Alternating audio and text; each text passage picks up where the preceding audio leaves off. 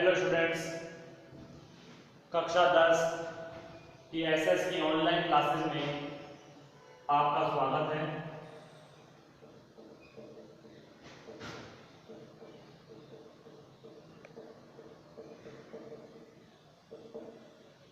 पिछले वीडियो में हम भारतीय अर्थव्यवस्था की विशेषताओं से संबंधित अध्याय के अंतर्गत एक महत्वपूर्ण टॉपिक की चर्चा कर रहे थे और वो था हमारा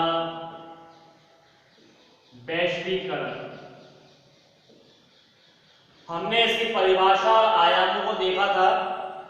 एक बार पुनः शॉर्टली इन चीजों को रिपीट करते हैं और फिर आगे चलकर आज का नया टॉपिक वैश्वीकरण के लाभों के बारे में जानकारी हासिल करेंगे। वैश्वीकरण अर्थात विश्व के विभिन्न देशों के मध्य परस्पर संबंध एवं तीव्र एकीकरण की प्रक्रिया वैश्वीकरण कहलाती है। जब दो देशों के मध्य संबंध स्थापित होते हैं, जब दो देश एक दूसरे के समीप आते हैं, जब दो देशों के मध्य आदान प्रदान होता है, जब दो देशों के मध्य वस्तुओं, सेवाओं, पूंजी आदि का आयात निर्यात होता है, तो यह सब कुछ जन्म देता है वैश्वीकरण।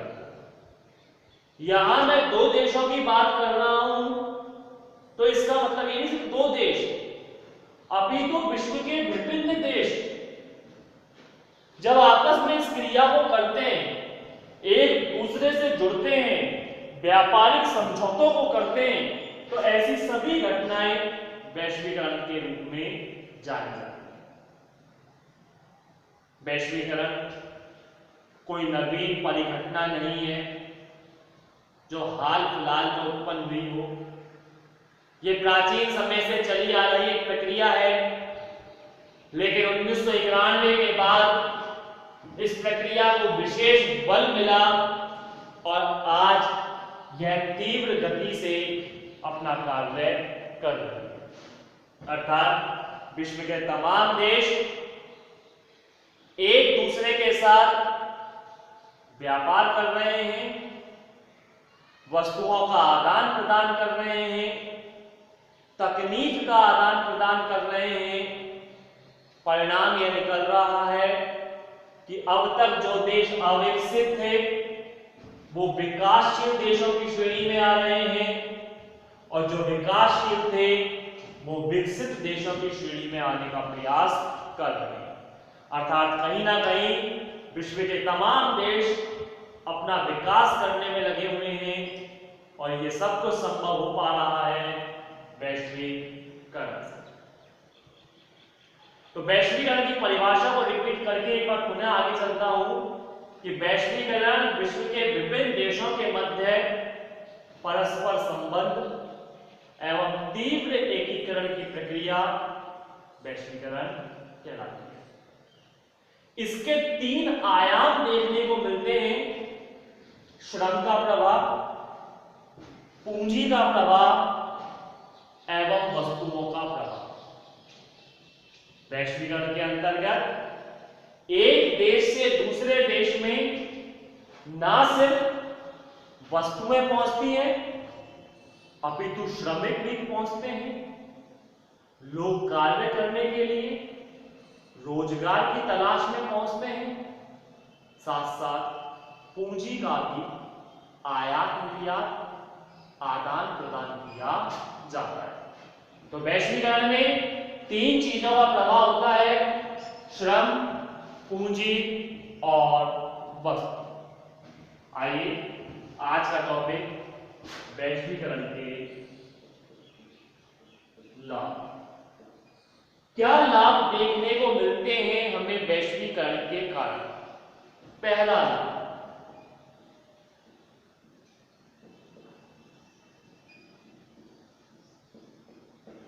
उपभोक्ताओं को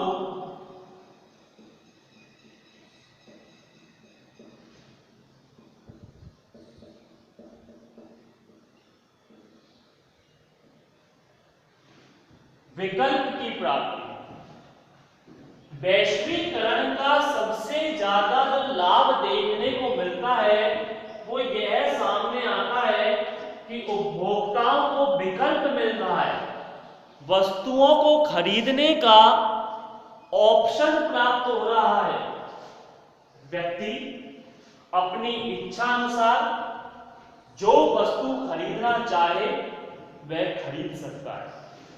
अन्यथा इससे पहले जब विदेशी व्यापार नहीं था, जब अंतरराष्ट्रीय व्यापार नहीं था, जब दो देश आपस में जुड़े हुए नहीं थे, तो उपभोक्ता मजबूर था किसी एक विशेष वस्तु को खरीदने के लिए।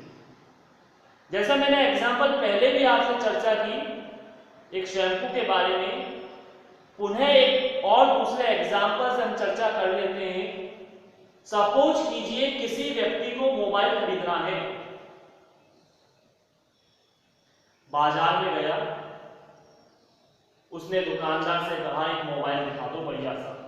व्यक्ति को नहीं पता कि कौन सा मोबाइल अच्छा है, कौन सा बुरा है, क्या सही है, क्या गलत है, उसे तो मोबाइल खरीदना है। और बाजार में भारतीय कंपनी BSNL के द्वारा निर्मित किया गया एक मोबाइल है जो बिक रहा है।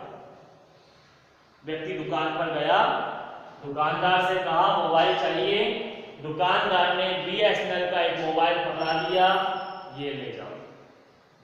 व्यक्ति ने उसको दिए राशि और मोबाइल ले आया। अब वो अच्छा है या बुरा, व्यक्ति के काम का है या नहीं, व्यक्ति को पसंद आया है या नहीं आया है, इससे कोई लेना देना नहीं है। अगर उसे खरीदना है मोबाइल तो वही मोबाइल खरीदना होगा, क्योंकि बाजार में कोई दूसरा मोबाइल है ही नहीं। पसंद आए तो ठीक है खरीद ले, नहीं पसंद आए तो मत खरीदे। अगर इस्तेमाल करना है तो खरीदना होगा, नहीं करना है तो मत खरीदे। यानी व्यक्ति के सामने कोई दूसरा ऑप्शन ही नहीं है। अगर उसकी आवश्यकता है, उसे खरीदना है मोबाइल, तो पसंद आए चाहे नहीं आए उसे खरीदना होगा। कारण एकमात्र यही मोबाइल। लेकिन सोचें और कल्पना करें, जब वैश्वीकरण है तो दूसरे देशों के मोबाइल भी हमारे देशों में आ गए, और अब BSNL के साथ साथ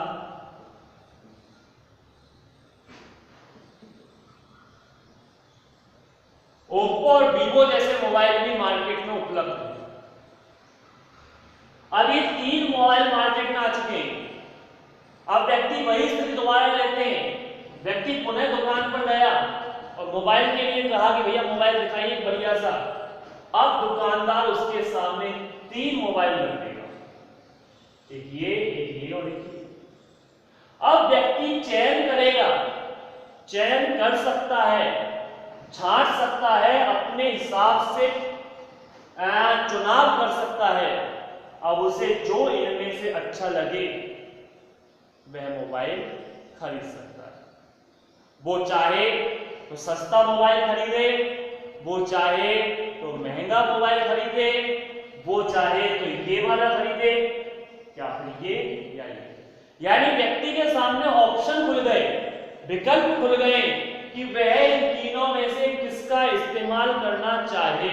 और ये सब संभव होता है वैश्वीकरण के कारण, जिसके कारण दूसरे देश की वस्तुएं हमारे देशों में आसानी से पहुंचती। तो पहला लाभ मिलता है उपभोक्ताओं को विकल्प की प्राप्ति। दूसरा लाभ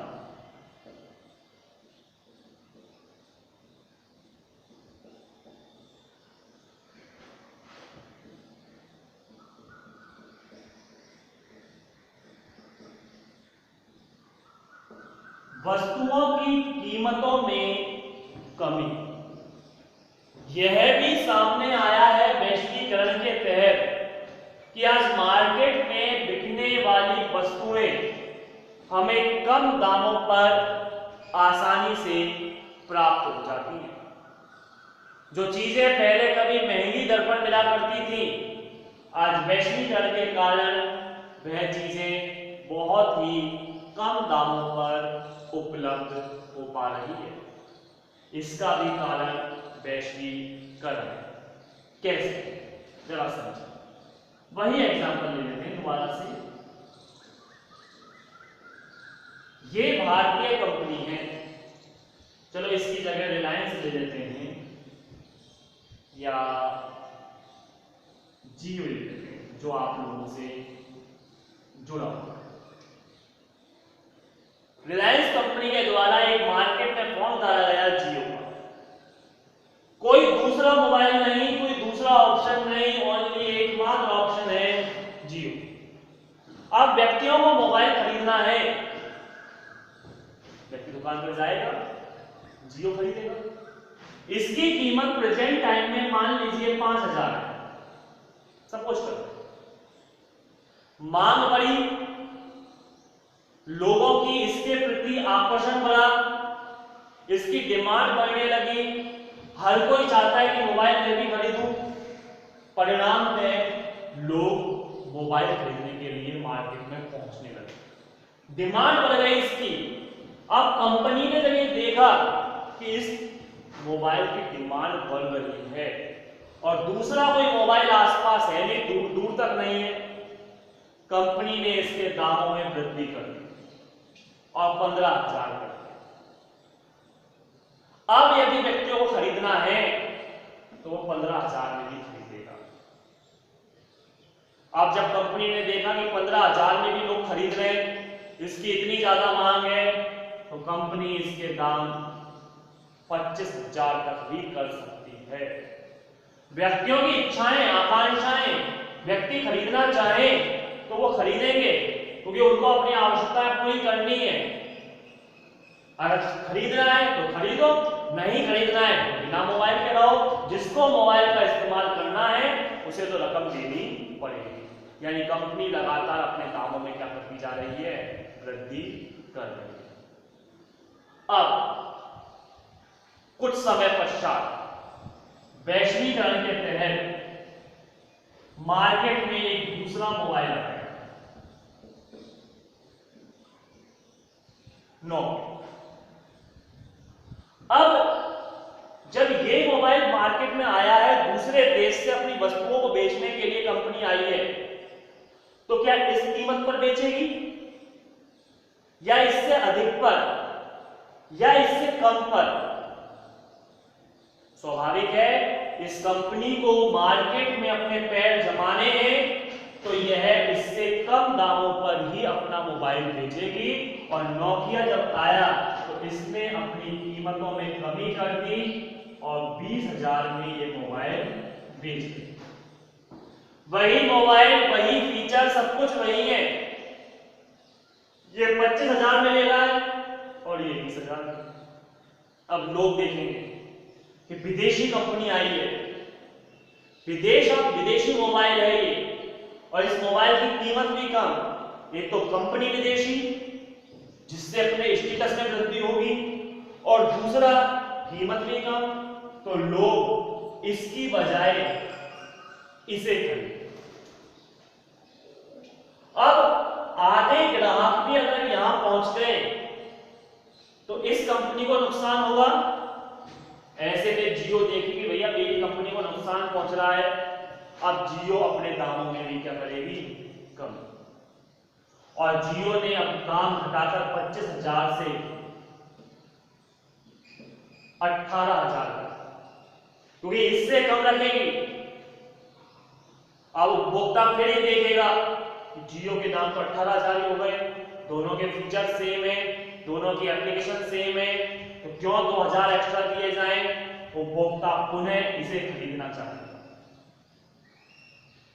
विदेशी कंपनियां फिर ये देखेंगी कि हमारे दामों में वृद्धि के कारण हमारे उपभोक्ता कम हो रहे हैं, परिणाम ये निकलेगा कि नोकिया अपने दामों में फिर कम करेगा। यानी इस तरह से ये लोग अपने दामों में कम करते चले जाते हैं, लेकिन ध्यान ये रखना कम करते हुए जाते हैं, लास्ट में जीरो पे नहीं पहुंच जाएंगे, इसको फ्री में दे देते हैं, नहीं, एक उस लेवल तक पहुंचेंगे जिस लेवल तक ना तो कंपनी को घाटा हो और ना ही उपभोक्ताओं पर ज्यादा इफेक्ट पड़े, यानी उपभोक्ता आसानी से उन वस्तुओं को खरीद भी सके और कंपनी को लॉस भी ना हो। यानी इन सबका लाभ किसे मिला आप देख सकते हैं, उपभोक्ता को ही मिला। जो मोबाइल पहले 25,000 में बिक रहा था और उसी के जैसा मोबाइल 15,000 में, और हो सकता है इससे भी डाउन आए, तो वस्तुओं की कीमतों में क्या आती है, कमी आती है वैश्वीकरण के कारण। यहां तो मैंने सिर्फ दो ही दिखाए, बाजार में तो सैकड़ों की तादाद में मोबाइल बिक रहे हैं, तरह तरह की कंपनियों के तरह तरह के वर्जन आ रहे हैं, तरह तरह के फीचर्स आ रहे हैं, लोग इस चीजों का इस्तेमाल कर सकते हैं। 2,000 से लेकर 10,000, 20,000, 1 लाख और 2 लाख तक के मोबाइल मार्केट में उपलब्ध है। तो ऐसे में ये सब कुछ संभव हो पाया किसके कारण, वैश्वीकरण के कारण। जितना ज्यादा फायदा इस वैश्वीकरण का उपभोक्ताओं को मिला है, उतना शायद कंपनियों को भी प्राप्त नहीं हो पाया। हालांकि उपभोक्ताओं को कुछ नुकसान उठाने पड़ रहे हैं इसके, वो देखेंगे हम आगे जाके, लेकिन अभी ये देखें कि वस्तुओं की कीमतों में कमी होती है किसके कारण, वैश्वीकरण के कारण। तीसरा, वस्तुओं की गुणवत्ता में सुधार, यह भी वैश्वीकरण के कारण सामने आया है। वस्तुओं की जो क्वालिटी है, प्रोडक्ट्स की जो क्वालिटी है, वो धीरे धीरे सुधरने लगी है। क्योंकि यदि एकमात्र अकेली कंपनी हो तो वह मन माफिक गुणवत्ता देगी। हो सकता है कंपनी क्वालिटी से समझौता कर ले और बेहतर गुणवत्ता उपलब्ध ना कराए, कीमत भी अधिक वसूले और गुणवत्ता भी अच्छी ना हो। लेकिन वैश्वीकरण के कारण जब मार्केट में तमाम तरह की कंपनियां मौजूद हैं, तो उन कंपनियों से प्रतिस्पर्धा करने और मार्केट में अपना पैर जमाए रखने के लिए कंपनी उत्पादक अपने उत्पादों को बेहतर से बेहतर बनाने की कोशिश करते हैं, क्योंकि जितना बेहतर प्रोडक्ट होगा लोग उसे खरीदने के लिए उतने ही ज्यादा आकर्षित होंगे। खराब गुणवत्ता, खराब क्वालिटी की वस्तु उपभोक्ता खरीदना पसंद नहीं करता। आज लोगों की सोच यही बनी हुई है, चाहे 2 रुपए एक्स्ट्रा लग जाए, लेकिन क्वालिटी कैसी होनी चाहिए, बेहतर होनी चाहिए। परिणाम ये निकल रहा है कि कंपनियां अपनी वस्तुओं, अपने प्रोडक्ट्स की क्वालिटी में, गुणवत्ता में लगातार सुधार कर रही है। हालांकि कुछ लुभावने विज्ञापनों को भी पेश किया जाता है, कुछ लालच भी प्रदान किया जाता है कि 100 ग्राम के साथ 10 ग्राम फ्री, टूथपेस्ट के साथ टूथब्रश फ्री, ऐसे कुछ विज्ञापन भी प्रस्तुत किए जाते हैं। लेकिन फिर भी हम ये कह सकते हैं कि वस्तुओं की गुणवत्ता में काफी हद तक सुधार आया। इसके साथ साथ विदेशी पूंजी की प्राप्ति होती है। जब एक देश की वस्तुएं दूसरे देश में बिकने के लिए जाती है तो उस देश की पूंजी हमें प्राप्त होती है, हमें मतलब जिस देश की वस्तुएं, तो विदेशी पूंजी की भी प्राप्ति होती है। देश का आर्थिक विकास होता है। एक देश की वस्तुएं जब दूसरे देश में जाएंगी तो वहां पर उस देश के आर्थिक विकास में वृद्धि होगी, अर्थव्यवस्था मजबूत होगी। मान लीजिए मेरे पास 100 चीजें हैं, मैं उन 100 चीजों को दूसरे क्षेत्रों में जाकर बेच रहा हूं, तो स्वाभाविक सी बात है उनसे मुझे क्या मिलेगी, आमदनी मिलेगी। आमदनी मिलेगी, मेरा आर्थिक विकास होगा, मेरी अर्थव्यवस्था सुधरेगी, मेरा जीवन यापन करने का स्तर सुधरेगा। तो कहने का आशय वैश्वीकरण के तहत देशों का आर्थिक विकास होता है। और एक लास्ट देखिए, विश्व के विभिन्न देशों के मध्य वैश्वीकरण के कारण ही तकनीक का आदान प्रदान किया जाता है। तकनीक, टेक्नोलॉजी, जरूरी नहीं जो तकनीक एक देश में उपलब्ध हो वो विश्व के अन्य देशों में भी हो, लेकिन इस वैश्वीकरण के कारण ही आज तकनीक का आदान प्रदान किया जाता है। आज भारतीय रेल विकसित है, लेकिन फिर भी पूरी तरह से नहीं। आज भारतीय रेल की अधिकतम जो गति है वो 150 किलोमीटर प्रति घंटे की रफ्तार है, वो भी उसका ट्रायल हुआ है कि चलना बाकी है। लेकिन जापान की रेल 400 किलोमीटर प्रति घंटे की रफ्तार से दौड़ती है। हमारी रेलगाड़ियों के अंतर्गत स्पीडोमीटर लगा हुआ होता है, विशेषकर मालगाड़ियों में, हालांकि सभी में होता है। 100 किलोमीटर प्रति घंटे की रफ्तार से ऊपर जाने पर ही सायरन बजने लगता है और ये इंगित कर देता है कि गति को धीमा कीजिए 100 किलोमीटर। जबकि जापान की रेल, पेरिस की रेल 400 किलोमीटर प्रति घंटे की रफ्तार से दौड़ रही है, यानी हमसे 4 गुना अधिक तीव्रता है वहां की, यानी वहां की तकनीक हमसे कहीं ज्यादा है। यानी आज भी हम तकनीक के मामले में विश्व के कई देशों के सामने पिछड़ी हुई अवस्था में ही दिखाई देते हैं, लेकिन इस वैश्वीकरण के कारण इन तकनीक का आदान प्रदान होता है। हर दूसरे देशों की तकनीक हमारे देशों में ला सकते हैं, जिसके कारण हम भी आधुनिकता की राह में आगे बढ़ सकते हैं। हम का मतलब यह पर्टिकुलर भारत से नहीं है, हम का मतलब यह विश्व के तमाम उन देशों से है जो आज भी पिछड़ी हुई अवस्था में गिने जाते हैं। लेकिन इस वैश्वीकरण के कारण देशों के मध्य तकनीक का आदान प्रदान होता है, वस्तुओं का आदान प्रदान होता है, देशों का आर्थिक विकास संभव है, उपभोक्ताओं को विकल्प की प्राप्ति हो जाती है, वस्तुओं की कीमतों में कमी आती है, साथ ही साथ गुणवत्ता में भी उनके क्या होता है, सुधार आता है। आज के लिए इतना ही काफी है। इस पाठ से संबंधित आगामी टॉपिक की चर्चा हम आगामी वीडियो में करेंगे। उम्मीद करता हूं टॉपिक की समझ में आ रहे होंगे। शेष अन्य जानकारियों के लिए देखते रहिए आपका अपना YouTube चैनल। तब तक के लिए धन्यवाद।